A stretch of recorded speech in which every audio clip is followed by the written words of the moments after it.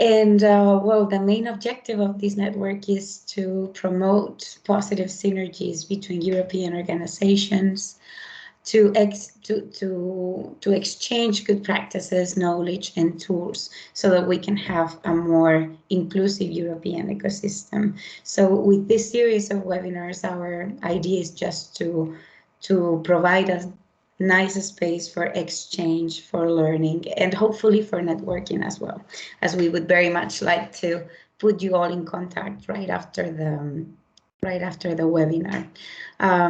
For those of you who doesn't know us, my name is Silvia Rodriguez, and together with my colleague Alicia García-Madrid and Ekaterina Kustova, we coordinate the network, and we are the people behind all the emails and the information that we send you almost weekly. So just with that, today we're going to have 5 different practices from 5 members of our network, practices that we really believe are doing a great work towards gender inclusion. And for that reason, we want to give them a space, and well, we encourage you to take notes, ask questions, although time is a little bit limited, but well, we hope that there will be some time either between practices or at the end where you can ask some questions. And I don't want to take a lot of time from the people that is going to be presenting today, but a couple of thoughts on why are we hosting this specific webinar? Why on gender equality, or why in gender inclusion? It was just last week, I think it was the 28th of October, that it was the Gender Equality Index in Europe was published as for this year. And well, we are still 68 points out of 10 in gender equality. This is a slightly, very, very slightly better than last year, but of course there is a lot of room for improving. And we think it's a topic that really demands our attention and our efforts to keep working on it.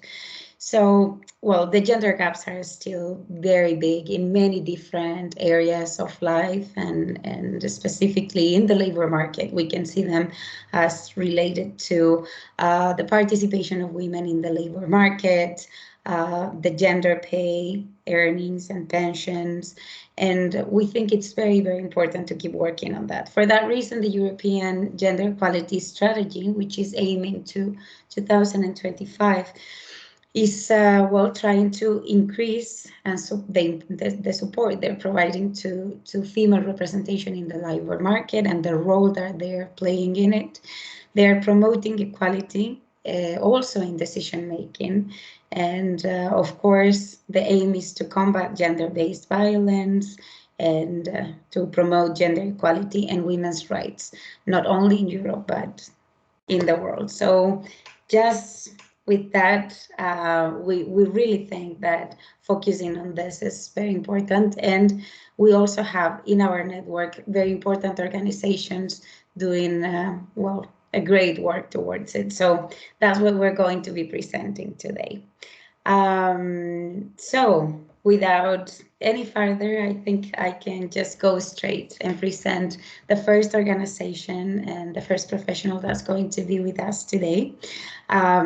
Well, it's the Mediterranean Institutes of Gender Studies. They're going to be sharing with us a project that's called GenderED, and that has been awarded as the best practice in inclusive employment in our Call for Good Practices this year. So, well, we're really looking forward to learn a little bit more about it. And we have today Maria Angeli. Well, I'm not sure, I'm never sure if I pronounce names correctly, but Maria is with us today, and well, she will be walking us through the work they do at the organization, and very specifically in this project that we really think it's a wonderful practice. Thank you very much, Sylvia.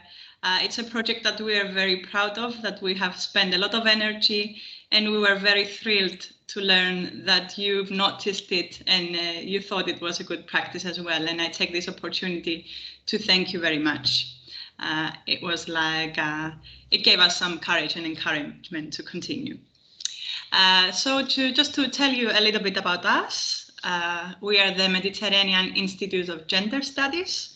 We are based in the still sunny Nicosia, and we are affiliated to the University of Nicosia.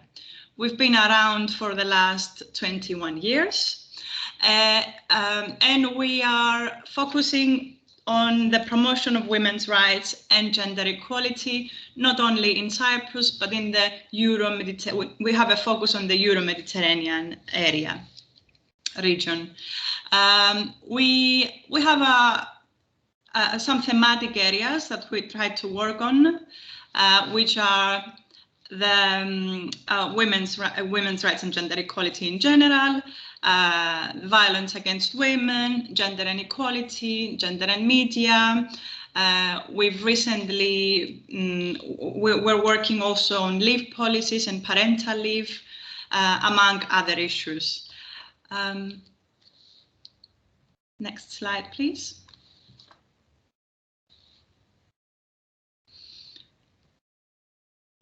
So I will present to you the GenderED project. For a reason, there is something on my screen. Okay, fantastic.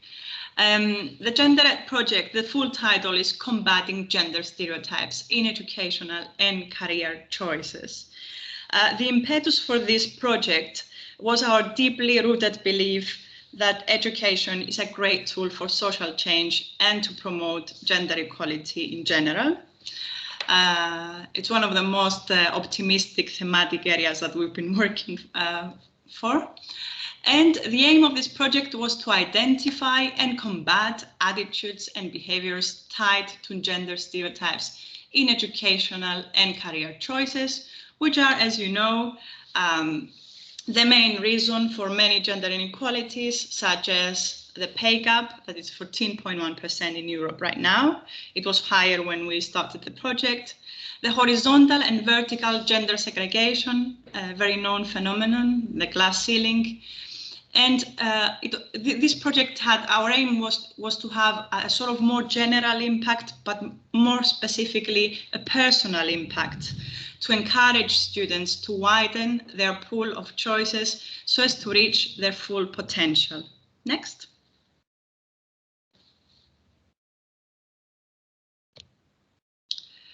So we try to help educators to combat gender stereotypes. So we have programs in schools by making, so we made available to the students an innovative app that I will describe briefly later on. We have provided innovative resources for educators, and we were very lucky to have very inspiring secondary education teachers with us, being active members of this project. And we have provided training for teachers in many countries in Europe, such as in Cyprus, Italy, Lithuania, and Romania. So the educational tools are translated and available in those languages. Our first step was to research. We are a research-based organization, and it was very interesting to enter schools, and we're very grateful for giving us access in the schools. We used the method of observation. Basically, we tried to become invisible, to sit at the back of the class or in the corner of the schoolyards and to observe. We observed the ways that gender stereotypes are reproduced in the school environment, but most importantly, what we would like to record, what we wanted to record, are good practices, conscious or unconscious ways to resist dominant gender-based stereotypes, where we think it's very interesting, and this is where we turn our research eye. After the research, which you can find the research reports online, what we've done was to work with teenagers, because teenagers are in the heart of this project, to develop an online app called Dream Fighters. And we have learned through this project that we should never ever create products for beneficiaries without their without their active involvement. So we went in all those countries that participated. We had youth advisor groups, and we have developed with them this game through role game and in-depth exploration, and we have crafted characters and situations where young people would come up against dealing with gender stereotypes in real life. To use their words, they said that we like to think outside of the gender box, but most of the times we have to face the dream crashers. Actually, they wanted to name the app the Dream Crashers, but then we suggested something more positive. So we came up with the Dream Fighters app. It's available. You can download it for free. So it's very difficult to explain to you how the mechanics of this app work, but I will try. So basically, you choose an avatar. There are boys and girls, and then you walk with them in the several environments that teenagers live. For example, in the home, in the school, in the park, and at the gym. And you try to practice assertive communication with people who try to dream crush you, which means they can make fun of you because you're a boy and you want to become a nurse, or because you're a girl and you would like to become a football player, for example. And what we wanted to teach teenagers is assertive communication to negotiate gender stereotypes. So the scenarios are close to their realities. To guide you through the course of the project is that we have begun from students. We went into the schools, we've learned from them, and we have many interesting examples from the research on how teenagers negotiate gender stereotypes. And let me give you an example. For example, we had this in the gym class when the teacher said, I will show you an easier exercise for the girls and a more difficult one for the boys. Then you would see how the boys were renegotiating this, saying that it doesn't mean that because we're boys, we're stronger. And we have many examples of also teachers negotiating gender stereotypes. So it's very interesting to observe this. So we started from students through the research and through the development of the app. Then we went back to the development of the educational material, the manuals for teachers. Then we trained teachers, and then the teachers implemented the workshops in their schools. And then all this work has gone back to the students with the implementation and the app, which is a standalone project. It's a standalone tool. We have the information that teachers continue to implement the training after the implementation of the project. And this is very good for us to hear. I will not take longer of your time because I think it's interesting to discuss. So I'll be around if you have any questions, and thank you very much. Thank you, Marina. Well, that was very interesting and very brief. So please, anyone who has any question, I think we do have time for it, and I agree with you that maybe it's best if you just show us a little bit, and anyone with a question can raise their hand. So if anyone wants to know a little bit more maybe about the results, what happened after that you started using the app, or how did teachers face the experience, because I'm sure that they also had to face the consequences of students negotiating their own stereotypes, because sometimes they are very present in the schools and in the training scenarios. I would have one question, Silvia, if I may. Sure. Thanks, thanks, Maria, for your presentation. It's super interesting. Yeah, as Silvia mentioned, maybe some feedback from the teachers that participated in the in this initiative. It would be interesting. How did they approach it, and what was like the main feedback of it? Thank you. What we're trying to do is, instead of us going in the school, entering the schools and training the children, we always prioritize training the trainers because this is more sustainable. And because the project has been around for a couple of years, and we had a final conference where teachers from all around the countries that have implemented were present in one room, and it was very interesting to see how they self-reflect, and they say that as I implement the project, I negotiate my own stereotypes as well. And also they said that I always try to find a moment to refer back to the training or to the app or to the materials that we're using. And I think that's the beauty of it, because you kind of create a culture within the school. And just to, I'm trying not to give you a too romantic image, because it's difficult for them to implement,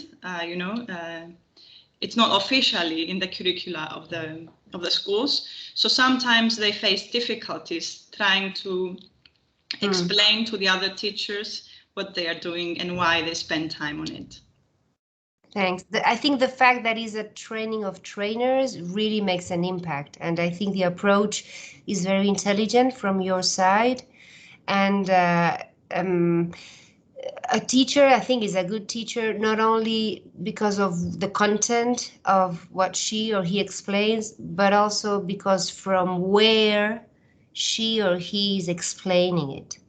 So I think your tool helps the teachers to be located in maybe another approach. So congratulations, Maria. Thank you. Okay. Anyone else? Any other questions that you would like to ask Maria before we move on? Maybe not Maria. Maybe I have. Okay. Then there is one. I will ask you a brief one. I saw that you said in the app there are different scenarios present. So how to negotiate at home, how to negotiate at school, in the gym. Is there any specific scenario that you found more challenging for fighting the stereotypes? Any scenario where they are more present and they are harder to fight back? That's a very good question, Sylvia. And I think that we should actually go back to the users and ask them. But my impression is that it's more difficult for a boy to negotiate his space in a female-dominated area, such as ballet or nursing, because according to the gender stereotypes, this is downgrading. Whereas if a girl claims her space in STEM, this is considered to be, in inverted commas, a progress.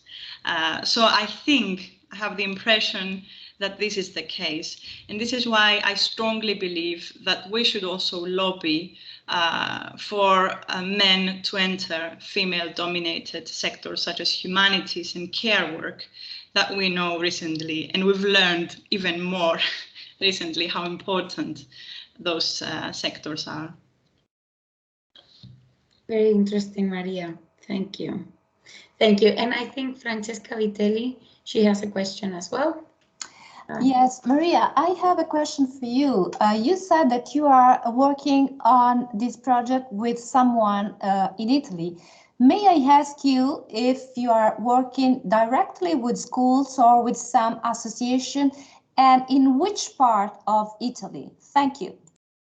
The organization we're working with, it's Cooperativa Documentazione di Donne.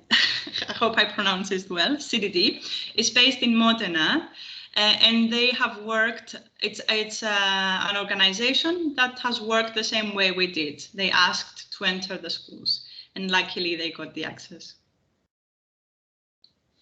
Okay. Wonderful. So Maria, you have one more and last slide if you want to go through it, just to let us know in which fields are you mostly interested in finding partnerships or collaborations. Fantastic. What we have been doing so far is that we've been involved in several European calls, and we have been operating for the last 21 years, and we rely almost solely on European funding. We've worked mainly through the Justice, the Daphne, the Horizon, the Erasmus Plus funding schemes. We are looking for partners from universities, NGOs, the public, and why not the private sector. And what we have been doing so far is research, advocacy, campaigns, trainings to address several thematic areas that are related to gender equality. But recently, and I find this very interesting, we collaborate with organizations and professionals who are not working on gender equality. They might be working on environment, on migration, in several other in STEM fields, but they would like to gender mainstream their activities and their work, and we help them providing ideas on how to gender mainstream their activities. Thank you, Maria. I think I mentioned this before, but if not, I will be sending the PPTs with all the contacts of everyone right after the webinar. So there you have Maria's email, and you can get in touch with her for more questions that I'm sure will rise like after today and tomorrow. Okay, thank you very much, Maria. Thank you for listening. A pleasure. So we move into the next practice. This is a practice that in this case, it's coming from Spain, from the Escuela de Organización Industrial. And I think that today Laura and Eva are going to walk us through this very nice project and how they are supporting female entrepreneurs in 2 different countries. So, well, I will just give the floor to them, and thank you very much for your time and generosity to present your work again. Thank you, Silvia. So, hi everyone, my name is Eva, and I'm here together with my colleague Laura Calvo to present to you our project Womenpreneurs for Change. So if you want, maybe it's better that I share my screen, okay, because we have the presentation here. Maybe see, oh, now, thank you. Are you seeing my screen now? Yes. Yes, we have it now. Yeah. Okay, thanks, Silvia. Okay, so we're working for a public foundation in Spain that is attached to the Ministry of Industry that is called EOI Foundation, and our key expertise areas in the entity we work are mainly 3: entrepreneurship and youth employment, sustainability, addressing both green and circular economy, basically, and also digital transformation. So at the right side of the screen of this slide, you have our different social media channels, so you can, of course, have a look after my presentation. So here you have our program, Womenpreneurs for Change. We have launched the 2nd edition. We have finished it a couple of months, well, some months ago, and we are preparing our 3rd edition. So this is a European social co-funded transnational cooperation program that we did together with 2 universities in Finland that are running also programs aimed at boosting women leadership and women empowering in general. So which challenges are we trying to solve with this project? As you see here in this first slide, even though there are more women than men, a little bit more women than men in Europe, female entrepreneurs represent only 1/3 of the self-employed in the European Union. So there are some additional factors such as reconciling business and family that make entrepreneurship a less attractive option for women. And the European Commission is working pretty strongly in this, and Womenpreneurs for Change, our program, aims at reducing this gap between men and female. So our target group for this project is are basically women entrepreneurs who live in less developed Spanish regions and rural areas, such as Extremadura, Andalucía, Castilla-La Mancha, Murcia, Canarias, and Melilla. As you probably know, since many of you have worked with the European Social Co-funded or European Social Funds, you know that is regionalized. This means that you have a given money for some regions and you don't have it for other regions. So this is why our program is aimed at the in-transition regions and the less developed regions, the ones that are marked in orange and in blue, okay? So this means Extremadura, Andalucía, Canarias. So the project has had a strong impact in more than 50 female entrepreneurs from both editions on the program. And some of these women entrepreneurs belong to what we call vulnerable groups, since they live in areas where few people live, so less developed areas, many of them coming from empty rural areas or locations with less than 5,000 inhabitants, or where these women were unemployed. Some of them had children, some of them didn't have children, but many of them were unemployed. Many of them came from the tourism sector. In this second edition, as you know, COVID has hit very, very strongly in the tourism sectors. And as you know, in many regions, as in the Canary Islands, for instance, tourism is the top one sector. So out of the COVID situation, many of them got unemployed and had to become entrepreneurs out of need, not out of motivation, okay? So the program has empowered women coming from these vulnerable groups to set up a company and have a self-employment and make a living with their own life project. So the program is mainly a mentoring and coaching program, and these ladies must have an early stage business, as you see at the bottom of the screen, and or a developed project with no more than 24 months. So if they have been running their projects for more than 2 years, they are not accepted, okay, as candidates. So projects could be of any field of activity, social innovation, IT, green economy, services, you name it. As I said, it is a transnational cooperation with Finland. The University of Oulu and the Oulu University of Applied Sciences are running a project that is called F-Plaza, F from out of female as well, and they try to reinforce women's high growth entrepreneurship, career opportunities, and business expertise in this F-Plaza project. The aim is to develop a pilot 3 entrepreneurship and business management training programs for women in entrepreneurial or leading positions. So you see at the right there of the screen, just a tiny bit of the website of the F-Plaza project.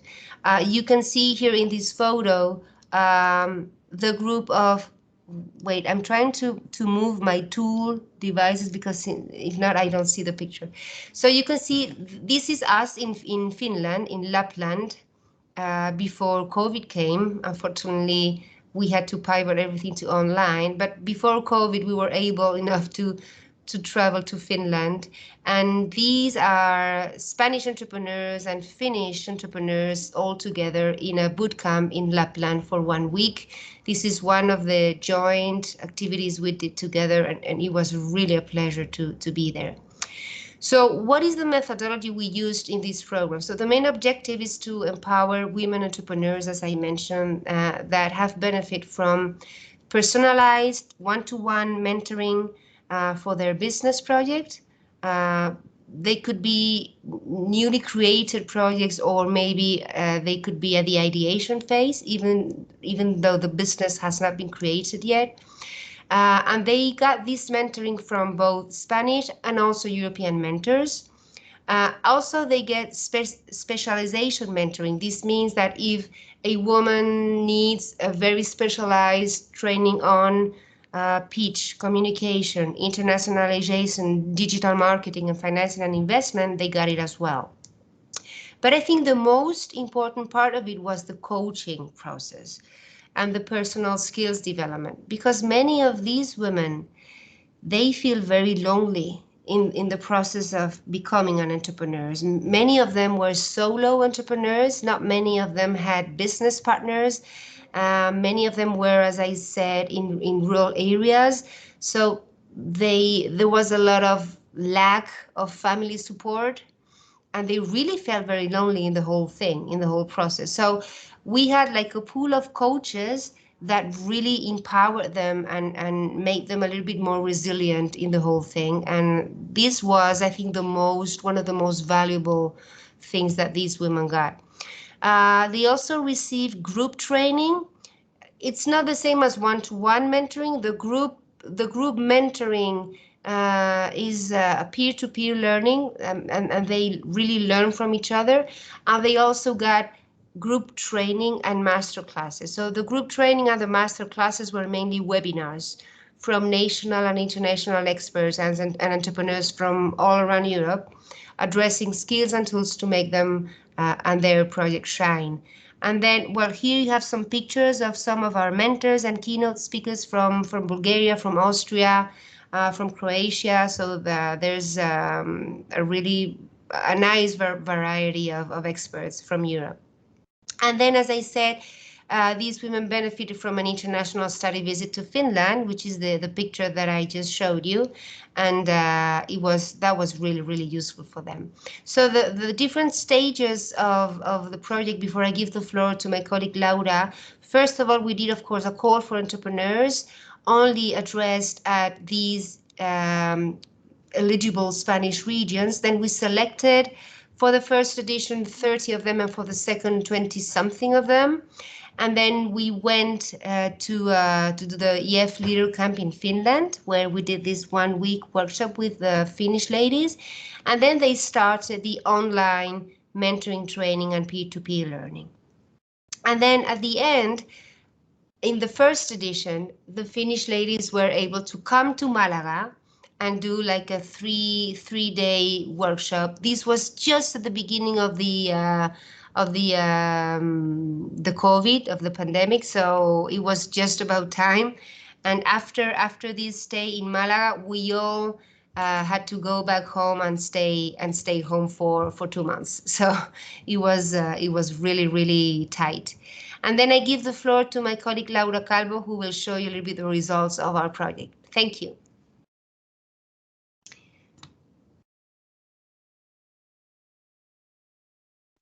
Thank you, Eva.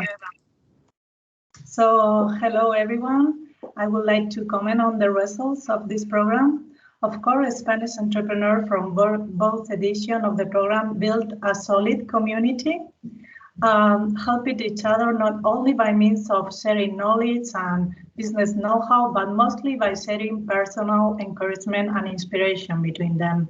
They make impact in the world by being good leaders. So also in our follow-up evaluation, it saw us that women with a disadvantaged situation were employed and self-employed in less than 6 months after they finished the mentoring program. So next. Yeah, we have 24 Spanish women entrepreneurs in the first edition and 30 Spanish women entrepreneurs in the second, and over 30 Finnish managers that finished the program with us.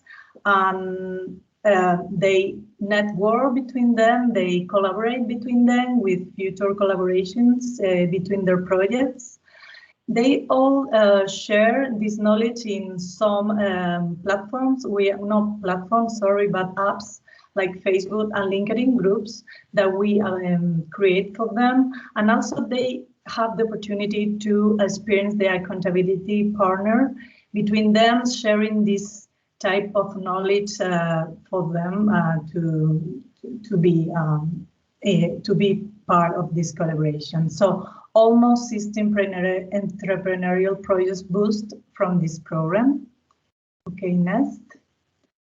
So here I have a small video, maybe we don't know, yeah? Okay, Silvia. Okay, I'll play in 1 minute, but next I would like to finish the presentation, say that yes, we will be very interested to participate with you in these different programs. For example, we are looking for ESF programs, ERDF like Interreg program, also any kind of transnational cooperation programs. We are very glad to collaborate with you, and the topics could be like entrepreneurship and employment, sustainability, green and circular economy, SME competitiveness. So most of this, I think it's, yeah, we are very open. We are very happy to be here with you today, so thank you so much. I don't want to be very long, but yes, I want to play this video. It's very short. Okay, let's try.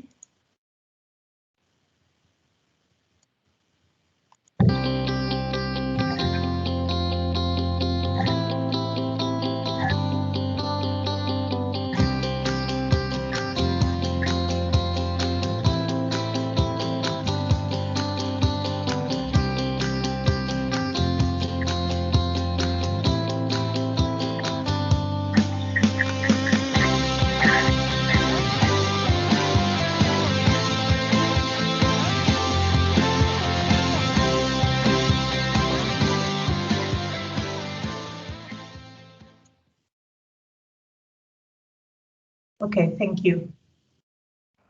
Thank you, Laura. It was a very short video. We have longer versions of it, so you just have to go to the internet and search for Emprendedoras para el Cambio, and you have more videos with testimonials of the women that have participated. I just want to give you a teaser of a pretty big program that we are preparing these days, thanks to the Next Generation funding that is coming from Europe, and it's like a sort of Womenpreneurs for Change, but in the whole European Union. So we are planning to attract female entrepreneurs from the whole Europe, from the 27 EU countries, to come to Spain and spend here several weeks so that they can get firsthand touch of what the business market in Spain is. So, but this is just a teaser, and I will keep you posted on this. Thank you.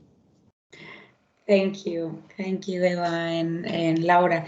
It's really interesting, and also it's good to know that you're planning to take this project to another level, and that, well, I think that in this network, I'm sure you will find many supports if you aim to reach other countries. So it's perfect that you leave that teaser for all the other people attending today, so they keep you in mind. We do have time for a question or two. In case anyone wants to raise their virtual hand. No? Okay, Alicia. Hello. Nice to say hello to everyone. I have one question regarding the women participating in this program. What was the main impact on them? I mean, what was the added value that this exchange provokes or boost on their businesses, or what was the more frequent personal impact of this program? I think it was a very, very direct personal one, and then a business one. So the personal one was to have this network, this community of women behind them. This is like a super common feedback from all of them. So I don't feel alone anymore. They have created this WhatsApp group that is always live. You know, they always look for, they have become either business partners among them. So do you know anyone who does this? Do you know anyone who does that? Right? So at a personal level like this, the feeling that they are not alone, I would say this is like the main personal one. But in the business part, one of the most common remarks that they said is that they were able, thanks to this one-to-one mentoring and thanks to this peer-to-peer learning, they were able to tangibilizar, to get tangible, you know, their ideas. Because many of them, not only women entrepreneurs, but all of the entrepreneurs that we deal with, are very keen on the technical idea. Wow, this is a super idea, I can do this, blah blah blah. But then when they get and figure out the numbers, it's not sustainable at all, right? So maybe they have spent 6 months with a super idea, but after even 1 year, they don't know if that is sustainable in the first place, right? So the one-to-one mentoring has helped them to get the feet on the ground, I would say, right? And if they needed to change a little bit or to pivot something to make it more tangible and to make it more sustainable, they could do it thanks to their mentors. So this is the main feedback from them. And do you have are you monitoring the progress of their businesses? Yeah. Actually, we are not very strong at doing that. I'm very self-critical in terms of EOI, so we don't do that very well, okay? But in this case, we do it because we keep the contact with them. It's not a very numerous group. We're talking about 50-something women, so we know who is doing well and who is not, thanks to the LinkedIn group that we created, and you know, but we really have to get better in that, in the sense of more systematizing the methodology in doing this follow-up, because we're not very strong in any of our programs. And But since this one is not very numerous in terms of participants, we get to do this follow-up pretty well. And I would say 90% are still going on with their projects, which is a super high ratio. Super high. Many of them had to change, to pivot a little bit. And even after COVID, they were pretty resilient and they resisted the whole thing. And I would say maybe 10-15% of them had to really either look for a job, you know, for a company, or they were already teachers, so they just went back to school, right?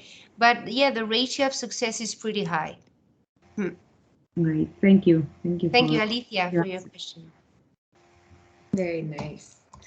Okay, well, thank you very much. And again, everyone will have access to your presentation. I think somebody already posted the longer version of the video on the chat. So we'll keep this for the future. And well, we're going to move on to another practice that's also supporting female entrepreneurs in this case. It's a project called Being a Female Entrepreneur. And we have Luca Trovato from the Italian Chamber of Commerce for Spain, who is going to introduce us a little bit to this project and tell us how they're working on it and how are they supporting female entrepreneurs. Luca, welcome. And I don't know if you would like me to share my screen, or if you would prefer to do that yourself. I prefer to share my screen. Thank you. Thank you, Silvia. And good morning, good afternoon, everyone. Let's try. Can you see my screen? I think we're getting there. Yes. Yes. Good. So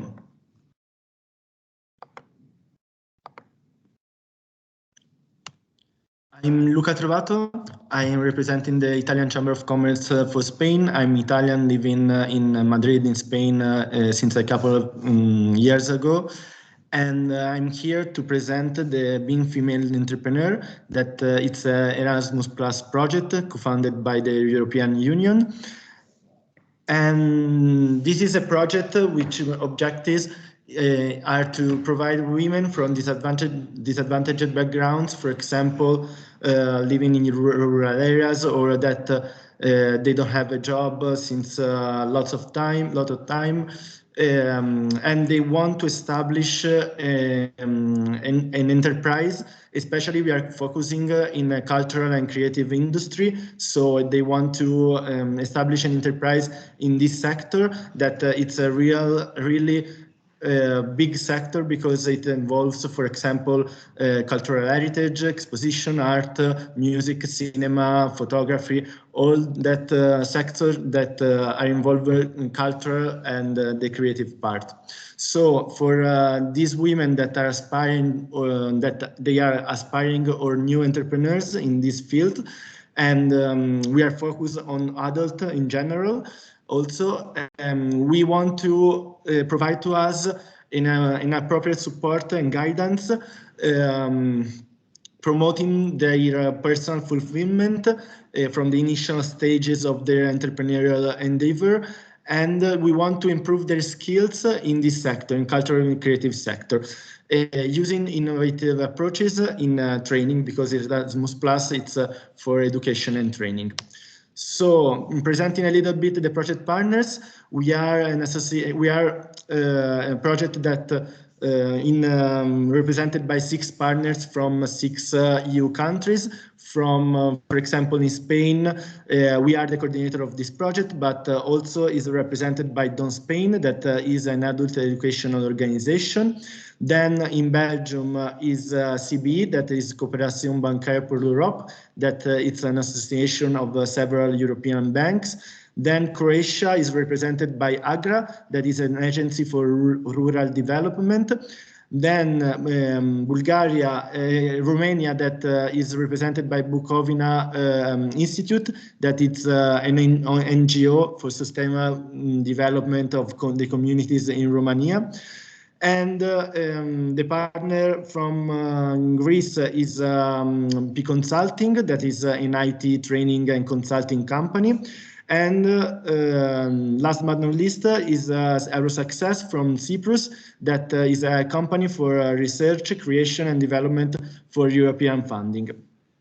So this is the partnership, and our target group, as I said before, are those people who want to our main group consisting women from disadvantaged environments, interested in becoming a businesswoman in this sector, but also the other indirect target group are inner and outer experts and professionals in general regarding our partner organization, but also organization working in the field of adult education, public bodies, cultural industries, and all the institution that works with educational and vocational training. So the main results, I want to present the main results that we have so far and that we want to achieve, because this project started in October 2020 and it lasts 30 months, so until 2023. As far, we have a big result that it's an interactive map of cultural and creative enterprises in Europe.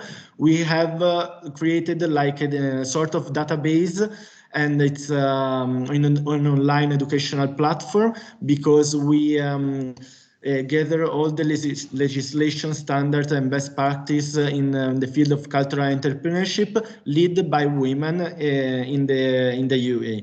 So for our participants, it's easier to look for other examples and other inspirational story, for example, and they can get inspired by all these women that set their own enterprises in this sector. For example, here I put a screenshot, but you can find the map in our website that I put the link there.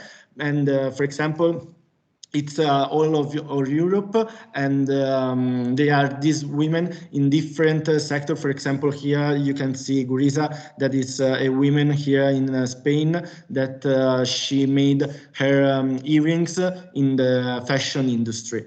So it's a lot of example, a lot of case studies, group practice that you can check, and you can get inspired from them.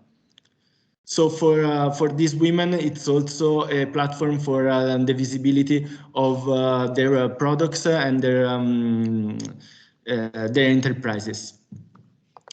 So then we are in the middle of the second result, that is an ICT tool for assessment of entrepreneurial cultural competencies. And this tool that is led by P Consulting from Greece is a tool designed that our participant can autonomously analyze their own skills in the sector, in the cultural and creative sector, but we are focused on with a focus of Intercomp framework, that for those who don't know, this framework is an European framework for entrepreneurial skills. So we are using this framework, but focusing on cultural and creative industries. So when this result will be finalized, we foreseen to finalize it by March 2022. Our participants and all the people interested in using, they can self-assess their skills using this tool that will be available in our website. And they will receive a level, a foundation level or advanced level, and they can assess their competencies in these industries, always focusing on the Intercomp framework. And then the other two results that we are going to build to create in the future will be another self-assessment tool, but this time for social skills, because to be an entrepreneur, it's not just marketing skills and the knowledge about technical skills, but also you need to have social skills to be able to set your enterprise. So we are creating also a self-assessment tool for these social skills. And the last part of this project is the most important part, because it will be an online course for those aspiring women or new cultural entrepreneurs. So we will create teaching and learning materials, and we will create an online course that will be available in our platform. It will be free of charge, of course, and it will be analyzed not only the financial, legal, management aspect, like I said before, with entrepreneurship, but also the concept of creativity, innovation, democratization, digitalization of culture, and also all the aspects associated with the creative and cultural industries. So for them, it will allow them to participate in this process in lifelong learning at their own pace, because it's autonomous and it's free of charge, as I said before. Let's see. Okay.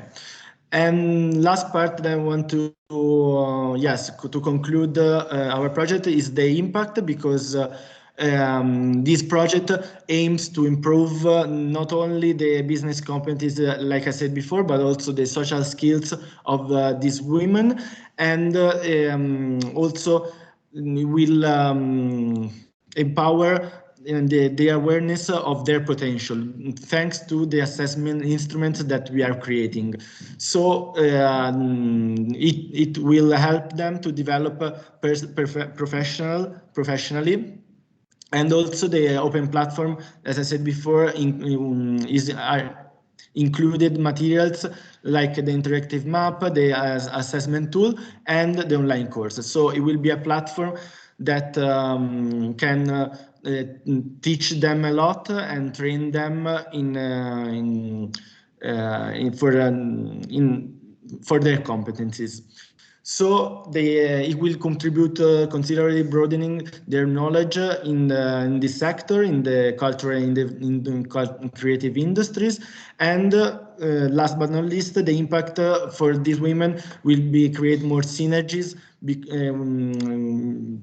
in the partner communities at European level between all the agents that participate in the business and educational community. So it will be an interaction among our participants, and also the partner organization, and also all the stakeholders that participated in the process, in the project process, in all the activities, and helped us for example, in the interactive map.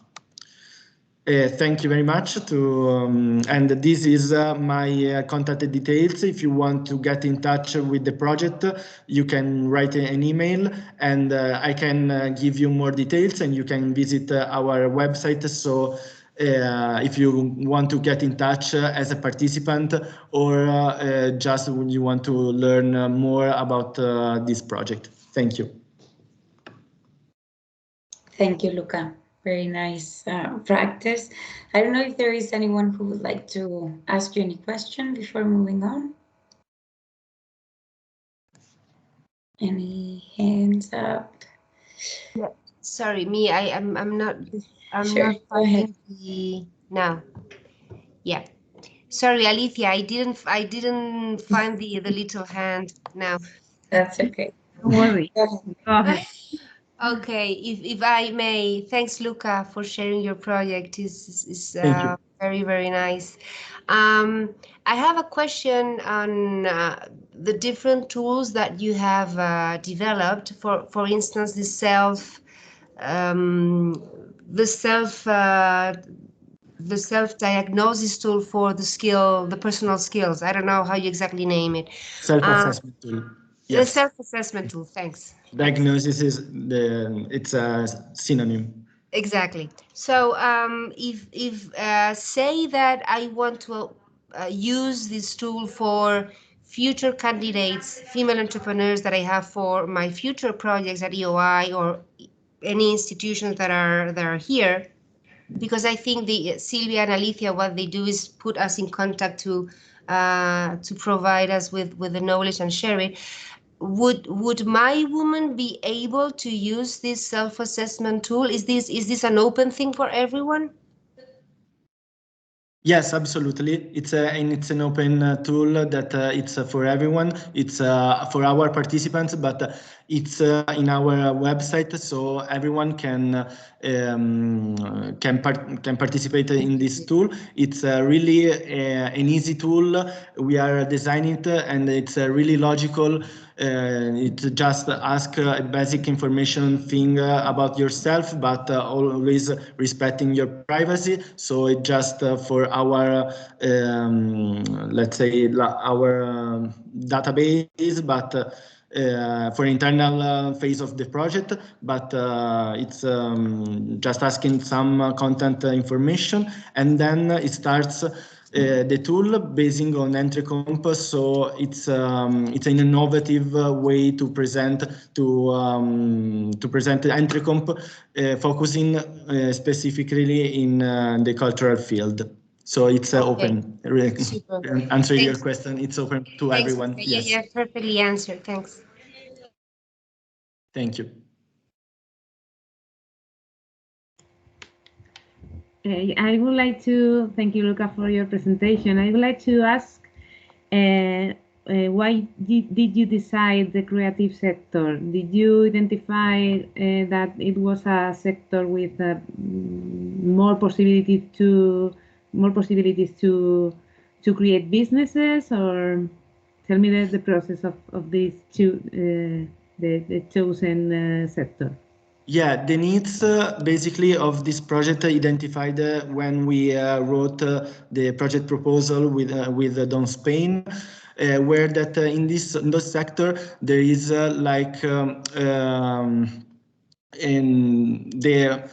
it's a gender gap bigger than other sector. So women are in this sector, but they are not the entrepreneurial.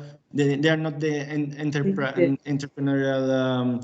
So they are in this sector, but they are always the boss in this sector are always male. So the needs identified that they need to acquire more skills to become entrepreneurs in this sector. Mm-hmm. The gender gap, basically. The gender gap. Thank you. Yeah. Okay, Maria, I think you also raise your hand. Thank you, Luca. I just wanted to ask you how you have identified the needs of the women in the sector before deciding to provide those specific tools. And I'm asking this, and I'm very interested to listen to you explaining this, because I was involved in the gender equality in the cultural and creative sectors working group. And one of the things we have identified across the countries in the EU is that it is a sector that lacks the voice of the women and also the needs assessment. So we basically don't know what they need. So it's very interesting for me to hear the process of choosing where exactly to interfere. Thank you. Yeah, the process at the beginning was a desk research, basically in all the partner countries, where we identified the same needs in all these countries. That are countries, most of them from the Mediterranean or from the Eastern Europe. So they were in common lots of things, consider the gender gap in this sector. But basically, at the beginning, we did a desk research in all these countries, and actually we produced a methodological framework that will be available in our web page. And in this methodological framework, for the second result, it will be published also a section for each country explaining the legislation for the women in this sector and all the data that we have collected from public bodies in these countries. Thank you.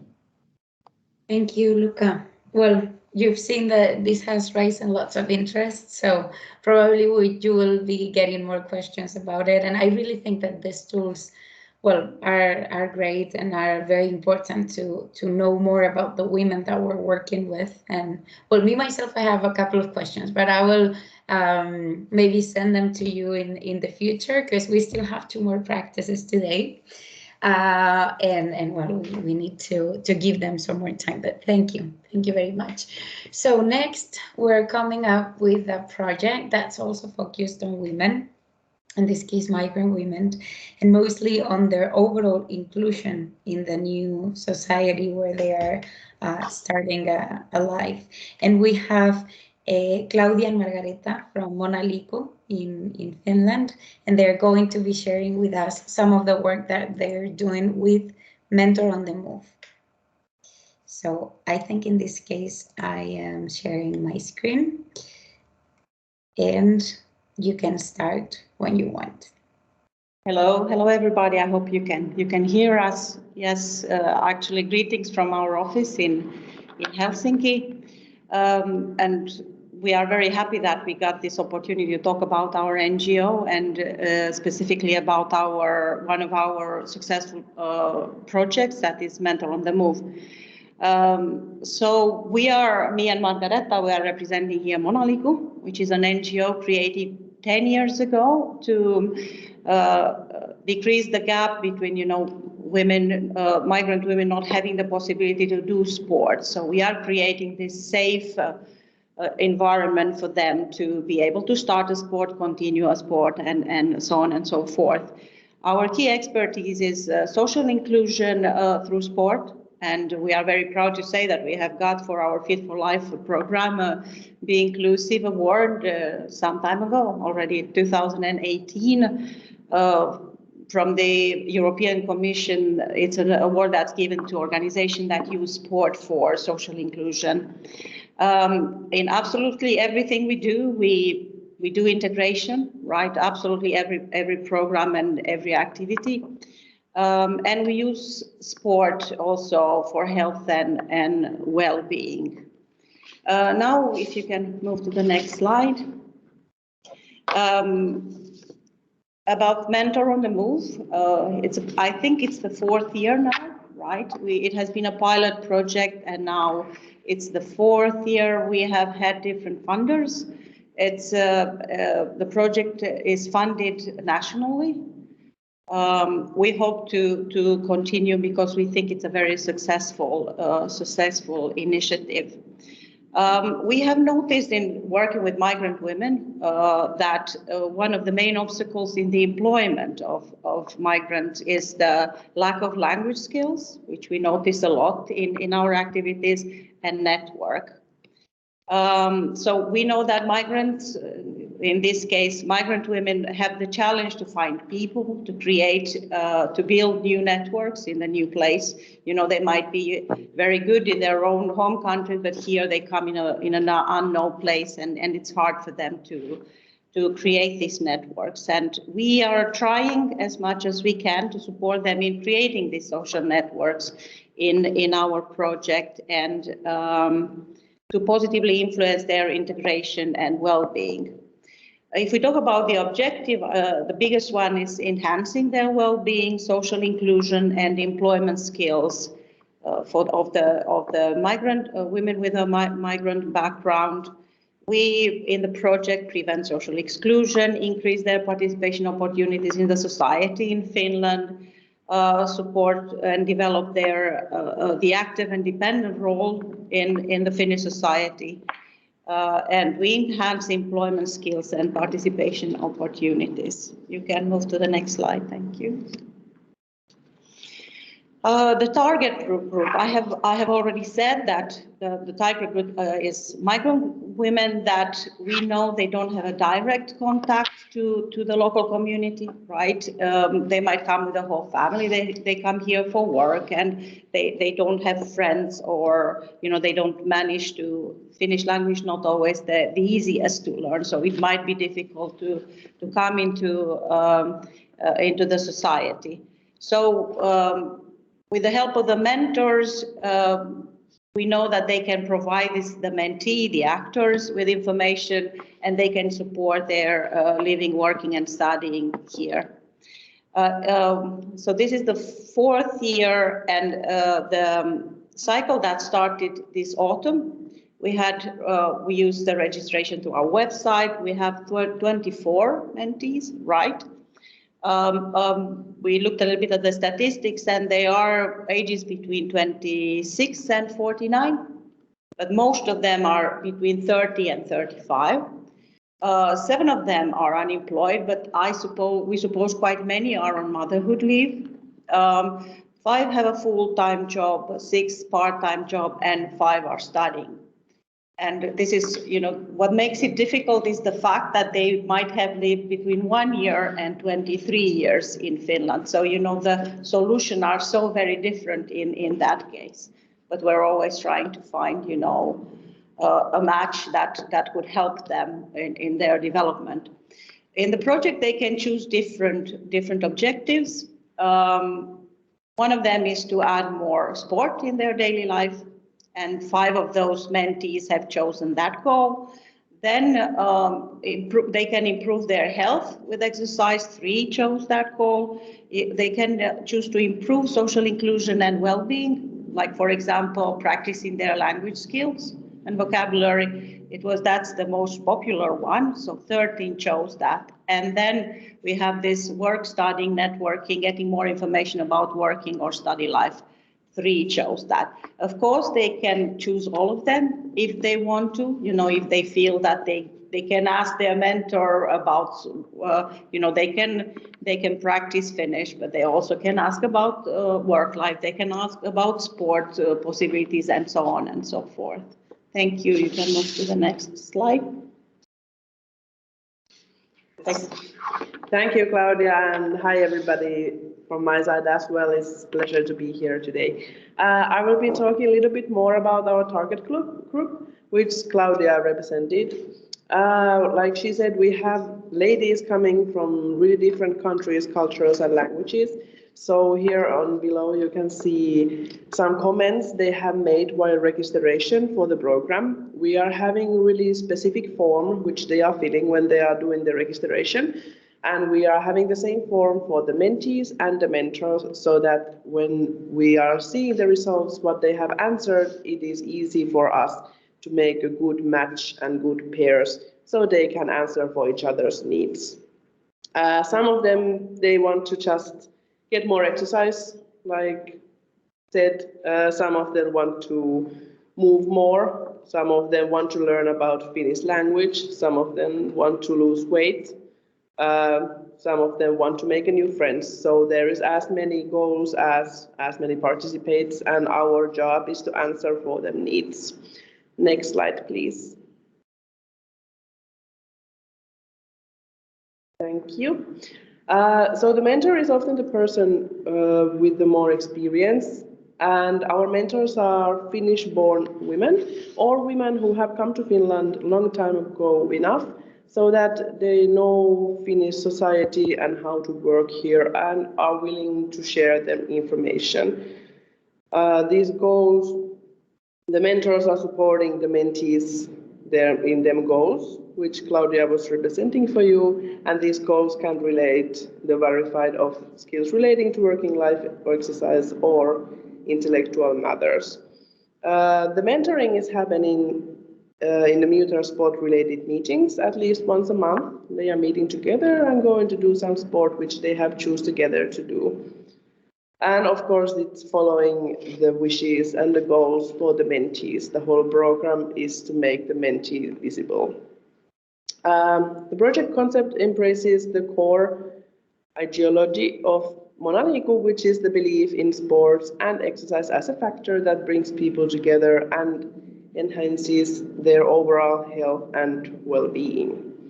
So why the integrate sport in mentoring? We think that the sport is for everybody, and we believe that sport is creating a really good base for people to get each other to talk, and it's nice to get know to each other while doing actually something. And of course, we are offering resources for the participants to go try new sports or some sport they would like to do. Next slide, please. I will be showing some resources in 2020. We are looking the results in 3 different chapters, which are physical results, social results, and integration results. In 2020, 100% of our participants added more exercise in their daily life, which makes us extremely happy to get to know that actually people are going to move together, and it actually lowers the limit to do some exercise. 80% of the participants tried some new exercise style, which they haven't tried before. 40% of the participants attended some sport events. In the matter of social results, 80% of the participants felt that they have expanded their life area during the program and they felt more self-confidence. This is also extremely important result, which we are really happy to represent because we want the women to empower themselves. 40% of our participants learned more about Finnish culture and expanded their Finnish language skills, and 40% of participants felt happier in their daily life after the program. So the program results are actually compared to daily life. And as integrational results, 40% of the participants got more information about working and studying life and tools to improve their networks and studying skills, and 20% of the participants expanded their network during the program. Next slide, please. Yes, and here you can see our both contact details. I have to say we are open to any cooperation. If you have any idea about how we really think that this Mentor on the Move can be expanded and perhaps, really work with the employability perhaps more, because here in Finland we had to kind of focus on health and well-being, but we think that really this could be used more for creating this, giving them skills, and as we said about the network. So please contact us if you think that you would like to work with us. Thank you. Thank you. You're welcome. Okay, anybody with a question? We're running out of time slowly, but we still, we want to encourage any question, even if we have to stay 5 minutes longer. I'm sure it will be okay for most of you. So if anybody has a question. Alicia, go ahead. Me again. Now I'm very question girl. I would like to ask you if I really like the integrated approach you are making with your project. I think is the key for the successful of the project, of the program. But I would like to ask you if the sports factor or the physical factor has any influence on the other factor, the social one and the other one, I don't remember.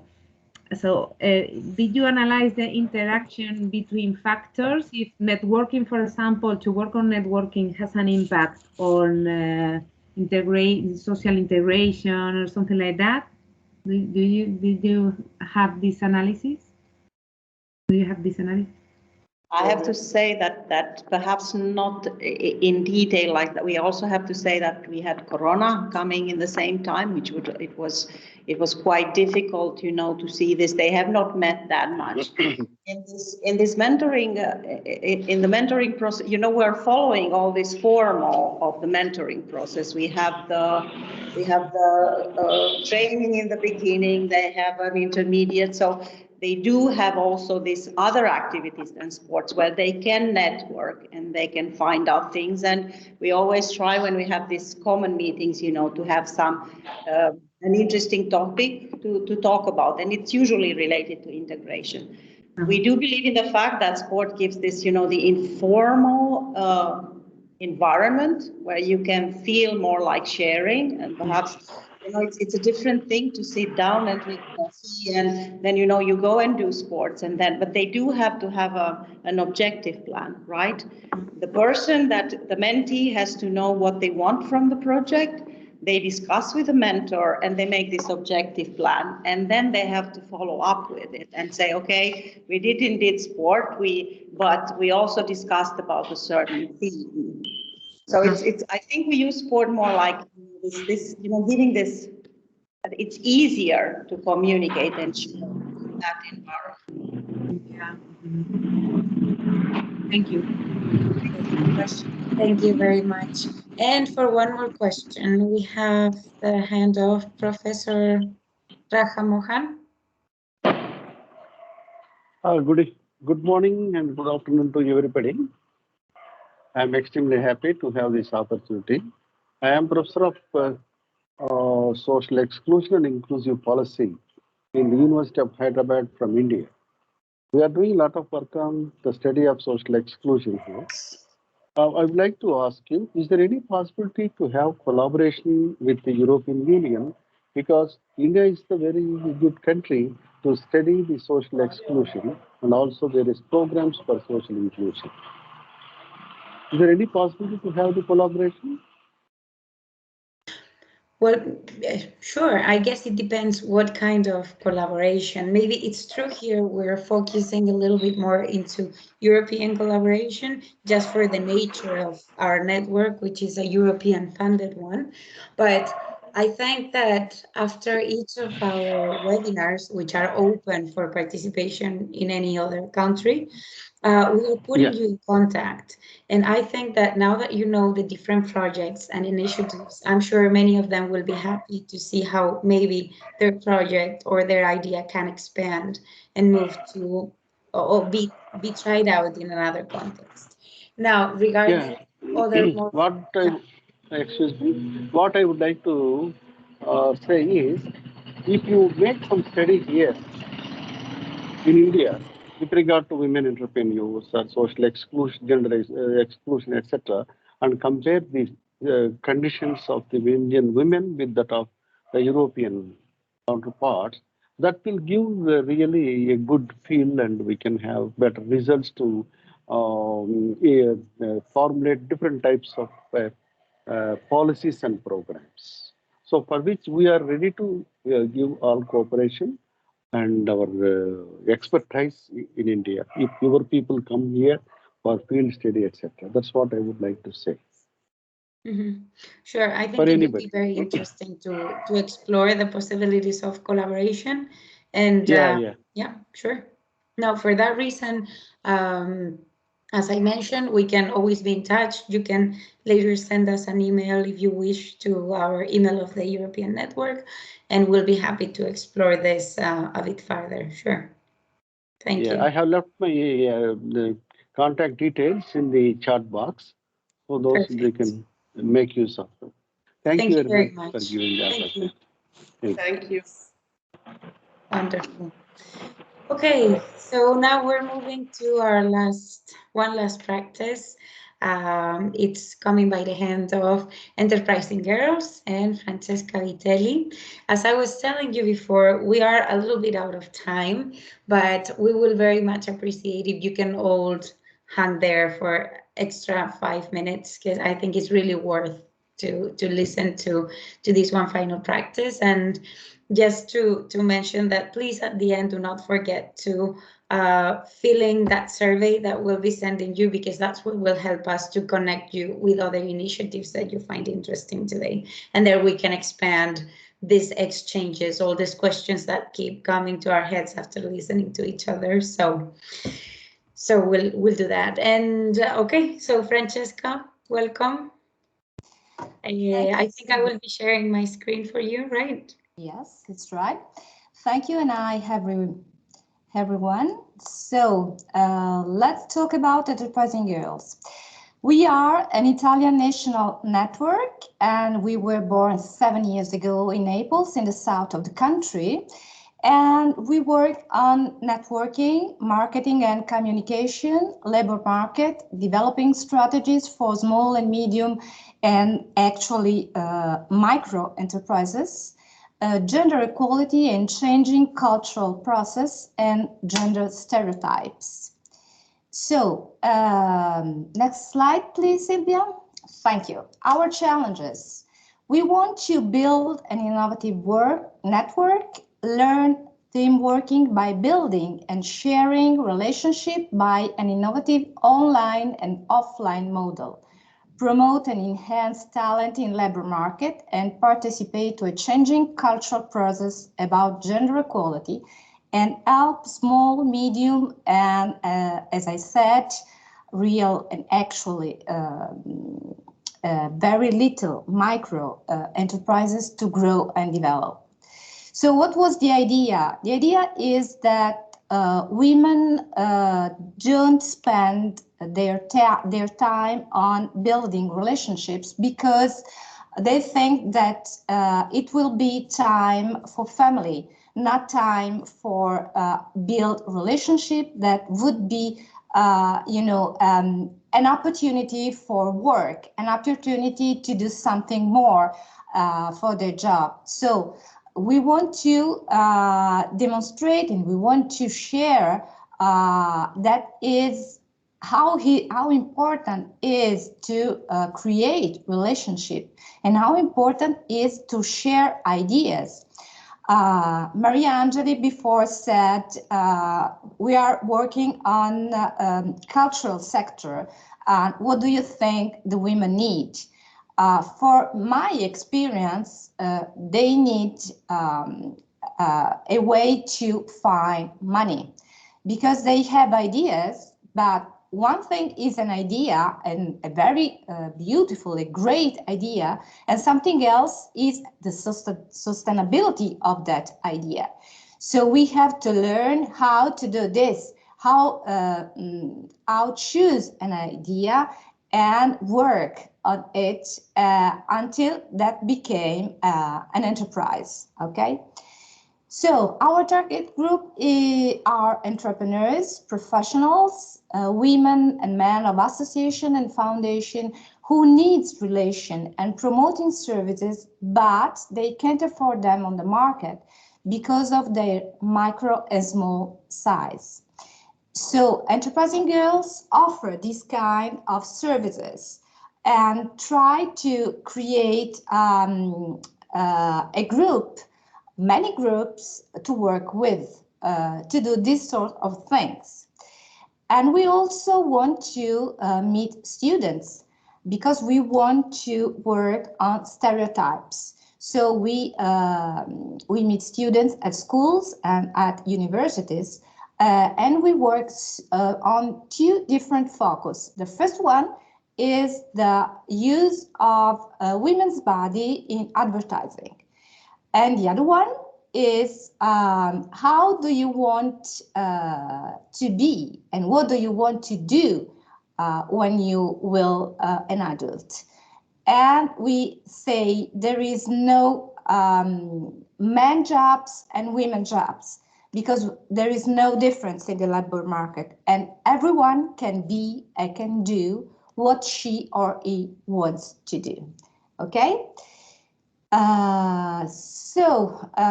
We work with people who want to grow up in a personal life and in professional life. And how we do it? We have an innovative model that is an online and offline model. The first part, the online model, is a private access platform from our website in which every associate can show text, photos, info, and we give information about call for tender and everything, legislation or news, something that can be useful for their jobs. And then we have a map and you can see all the people who are in the association and where they are and what they do. The offline part of our model became from a SWOT analysis of each associate. And then we have training courses, meeting, promoting services such as shows, co-marketing, co-branding, project sharing with other associations and enterprises, and social media communication, communication campaign, networking meeting, and studio visit. So next slide, please, Sylvia. Thank you. Our results: 7 years growing up in different regions of Italy, 1 or 2 activity 4 months each year, and we are going to close this year, the second pandemic year, with more than 20 appointments and more than 11 co-branding and more than 20 co-marketing. So other results, we can just talk about our awards, the awards we received. For our website, we received the e-content award Italy for inclusion and empowerment category. And then we went to the expo with Women for Expo, and the EU Commission invited us to join in the launching platform WeGate. That is the platform for entrepreneurs association of 32 countries. And for the 3rd edition of our award, we were included by the Italian Ministry of Cultural Heritage in the events of the European Year of Cultural Heritage.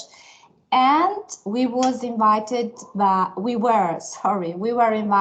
the Italian Ministry for Economic Development as speaker at the Forum PA for the south of the country. And finally, we was recognized as good practice by WeGate in 2021. So what are the areas on what we are going to work and we want to share with all of you? First of all, entrepreneurship, and then culture, inclusion, gender equality, tourism, long life learning, gender studies, sustainability, and agriculture.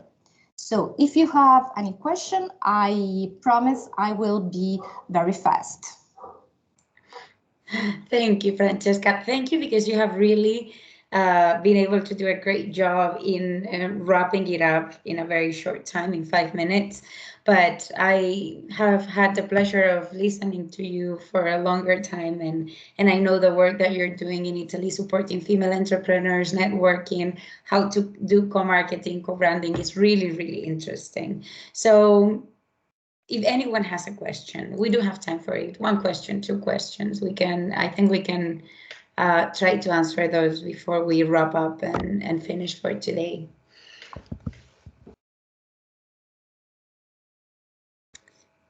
Anyone? Okay. Well, in that case, as I was saying before, we're going to be sending to you all the presentations with all the contacts of the different people who presented today. And we really encourage you to please take a couple of minutes to answer a very short survey that will help us put you in touch with the different practices and programs. So Alicia, if you want, I can give you the floor for some final words, some wrap up, and I think we can leave it in here for today. Just to say thank you to anyone, and thank you for your time and for your interest and for your generosity to share your projects and your work. We are really proud of having this space of the European network to give you this sharing space and this floor to innovate. And well, that's it. It was really interesting to know how are you fighting stereotypes in school, but also focusing on entrepreneurship or encouraging entrepreneurship among among women and women, and well, I think that there is a lot to do still. Yes, and actually, yes, this was the webinar with more people registered in, and the one that has had more people attending. And I think it's because it's really an issue that we all want to tackle and that we're all interested in, somehow very aware of. We're all aware that there is gender gaps in almost all social areas, and we have to think of new solutions, be innovative, and work together. So yeah, we reached 40 participants in the webinar, so thank you so much. It was a great number, yeah.